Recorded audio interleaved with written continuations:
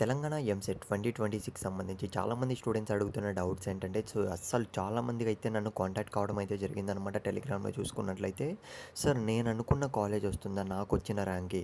అసలు రిజల్ట్స్ వచ్చినప్పటి నుంచి చూసుకున్నట్లయితే తెలంగాణ ఎంసెట్ రిజల్ట్స్ అనేటివి కొంతమంది స్టూడెంట్స్ అయితే నాకైతే 30,000 వచ్చింది సార్, 40,000, 50,000, కొంతమంది అయితే 80,000 ర్యాంక్ అయితే వచ్చింది సార్. నేను అనుకున్న కాలేజ్ వస్తుందా? రాదా? ఇలా చాలా అంటే చాలా డౌట్స్ అయితే అడుగుతున్నారనమాట.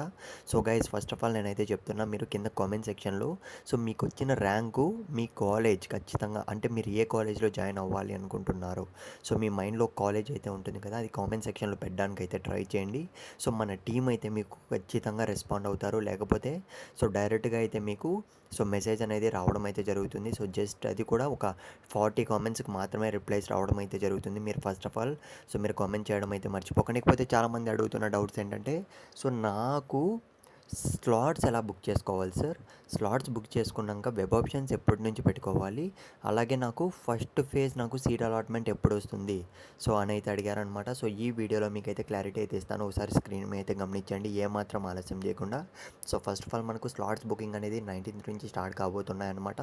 స్లాట్ బుకింగ్ అనేది చాలా అంటే చాలా ఈజీగానే ఉంటుంది ఫ్రెండ్స్. నేనైతే మీకైతే ఖచ్చితంగా హెల్ప్ చేస్తాను. ఎలా చేయాలి ఏంటి అనే దానిపైన అయితే. మీకు స్పెషల్ సపోర్ట్ కావాలి అంటే మాత్రం మన కామెంట్ బాక్స్లో అయితే టెలిగ్రామ్ ఛానల్ అనేది పెట్టడం అయితే జరిగింది. లింక్ అనేది అక్కడ జాయిన్ అయిపోండి. తెలంగాణ ఎంసెట్ స్టూడెంట్స్ అందరూ కూడా ఆల్మోస్ట్ అక్కడే ఉన్నారనమాట.